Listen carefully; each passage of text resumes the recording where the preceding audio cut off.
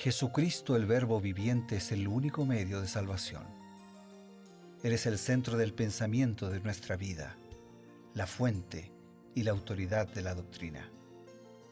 El principal propósito de la vida de Cristo fue la obediencia a los mandamientos, exaltando la ley de Dios como un reflejo de su carácter. El principal mensaje a ser predicado en el mundo, basado en Apocalipsis 14, está representado por 3 ángeles llevando el Evangelio eterno al mundo entero. Este mensaje se basa en los encantos inigualables de Cristo y declara que la hora del juicio ha llegado y llama a obedecer los mandamientos de Dios. Mediante su palabra, Dios ha comunicado a los hombres el conocimiento necesario para la salvación.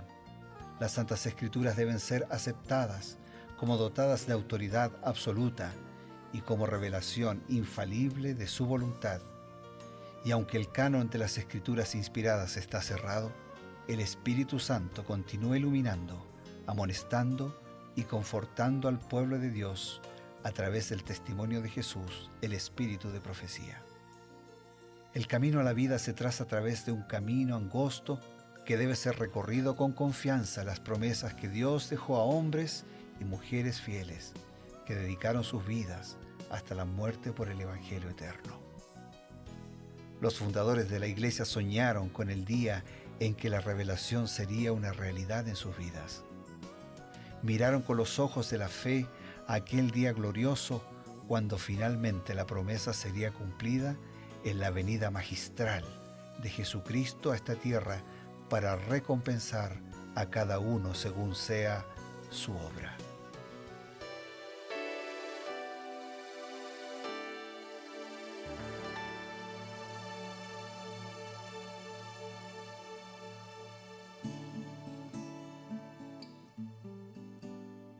Queridos amigos, una vez más nos encontramos por medio de la señal del Nuevo Tiempo, señal de esperanza, en su programa Creed en sus profetas. Cada día es una alegría poder reencontrarnos en torno a esta mesa, con la base de la palabra de Dios, con la explicación oportuna del espíritu de profecía. ¿Para qué? Para crecer juntos, para caminar, para poder encaminar nuestra vida por los senderos y los caminos que el Señor quiere que todo hijo suyo pueda encaminar. Así que juntos disfrutamos de estos momentos de estudio y de reflexión de la palabra de Dios junto al pastor Bruno Razo. Gracias, Pastor Ever, y lo hacemos estos días repasando algunos proverbios. Proverbios son esas frases cortas que ya tienen un mensaje en esa unidad pequeña y cada capítulo tiene varios mensajes, pero nosotros hemos seleccionado a la luz de los comentarios de Elena de Huay, inspirados por Dios, algunos de esos temas, ¿no? para nuestra edificación espiritual y para compartir esa edificación espiritual con tantos amigos y hermanos, esperando que el mensaje de Dios pueda nuevamente impactar en su vida y hacer renacer en su corazón nuevas fuerzas, nueva esperanza y un sentido renovado para una vida más plena. Entonces, ahora sí, después de enviarles un abrazo, Proverbios capítulo 24. Este capítulo, pastor, tiene varias temáticas. Está hablando sobre que el cristiano tiene que cuidarse de no acechar, no codiciar la tienda de los otros, del justo, no saquear a nadie.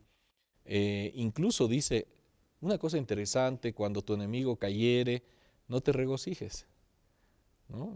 Hay varias cosas, muchos consejos interesantísimos. Y dice allí en el versículo 16, porque 7 veces cae el justo y vuelve a levantarse, mas los impíos caerán en el mal.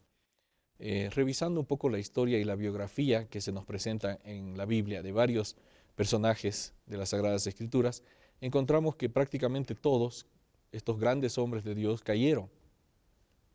¿Cuál fue la diferencia? ¿Por qué fueron perdonados por Dios a diferencia de otros?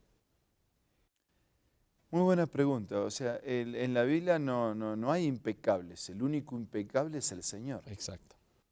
Y de paso eso muestra que la Biblia es palabra de Dios, porque Dios nos cuenta, nos hace llegar la historia de triunfos y de derrotas. Claro.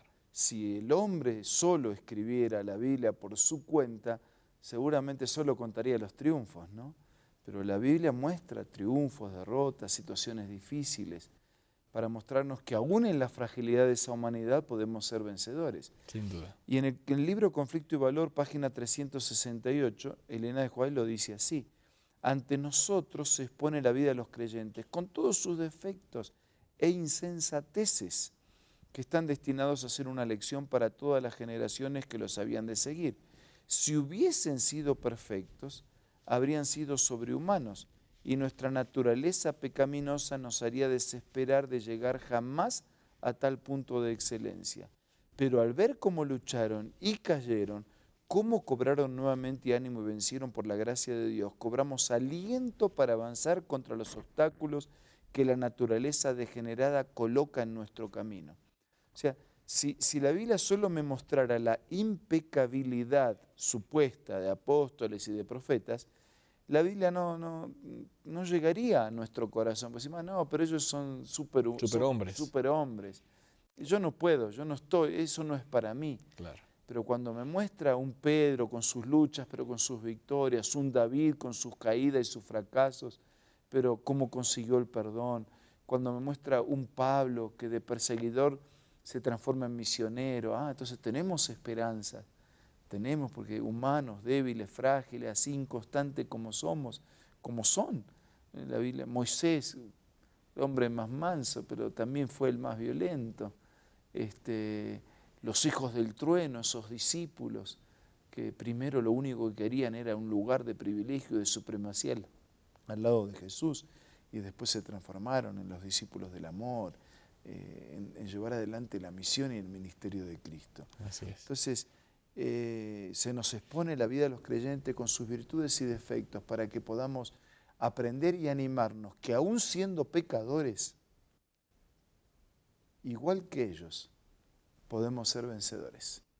Qué bueno, pastor. Realmente este pasaje nos ayuda muchísimo para entender cómo podemos nosotros caminar mejor y cobrar aliento para nuestra vida y no desanimarnos si es que tenemos algún tropiezo, confiando en Jesús.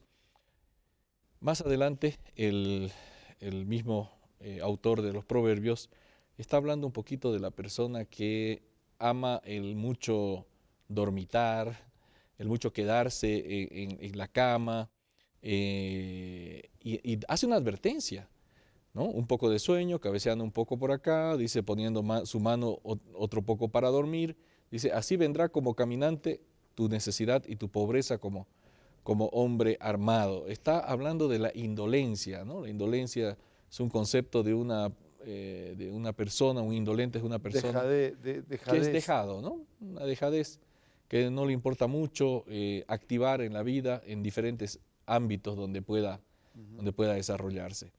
¿Qué nos dice Elena White respecto a esto? En el libro Consejos sobre Mayordomía Cristiana, página 128, y tomando un concepto bíblico, ¿no?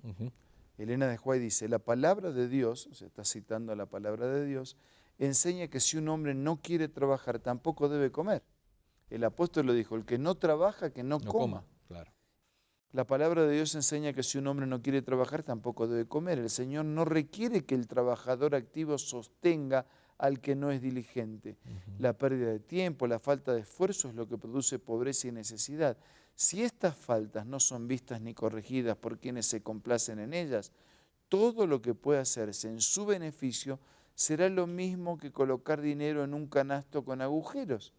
Pero hay una pobreza que es inevitable y debemos manifestar ternura y compasión hacia los desafortunados. A ver, por la existencia del mal y del pecado, o sea, hay dos consecuencias. Yo puedo sufrir de manera directa como consecuencia del pecado o de manera indirecta porque el pecado existe en el mundo. Claro. Entonces, hay desafortunados y pobres en el mundo que nacieron en lugares complejos y que no llegaron a ser pobres como resultado de su negligencia. Hay personas que quieren trabajar y de pronto no tienen un trabajo. Hay personas que quisieran hacer algo en la vida y de pronto no tuvieron oportunidades de desarrollarse, de crecer, de aprender, de capacitarse. Entonces hay desafortunados. Y la Biblia y el Espíritu de Profecía dice que esa pobreza que existe, que es inevitable, infelizmente inevitable por causa del pecado, nos tiene que comprometer a ser compasivos y a cuidar de ellos. Los más favorecidos tienen una responsabilidad con los menos favorecidos. Eso por un lado. Ahora, por el otro lado también, tenemos todo lo que está al alcance. Yo soy pobre, que los demás me mantengan. Claro. Yo tengo que hacer mi máximo esfuerzo, con toda responsabilidad, en la búsqueda de un trabajo. Pero al mismo tiempo tenemos que reconocer que hay quienes, por máximo esfuerzo que hagan, es insuficiente. Y la iglesia, la sociedad, debe pensar en ellos también. Qué bueno, qué advertencia interesante para los cristianos, ¿verdad? Y qué equilibrio realmente del consejo inspirado. Por un lado, tenemos que hacer esfuerzos, no perder el tiempo y evitar la pereza y con ello evitar la pobreza. Por otro lado, ser compasivos con los que han venido al mundo en condiciones muy desfavorables. Tenemos unos consejos importantes y enseguida volvemos. Hola, ¿qué tal? ¿Me acompañas a leer otra cita de los escritos de Elena White? Esta se encuentra en el libro Consejos para los Maestros y dice así: nunca ha sido mayor que hoy la necesidad que tiene el mundo de enseñanza y curación. Está lleno de necesitados que requieren nuestra atención: los débiles, los impotentes, los ignorantes, los degradados. La continua transgresión del hombre durante casi 6.000 años ha producido enfermedad, dolor y muerte. Multitudes están pereciendo por falta de conocimiento. Mira, estos libros y otros pueden ser parte de tu biblioteca personal y te invito a que los puedas adquirir. Descarga el aplicativo Elena G. de White del App Store o del Play Store.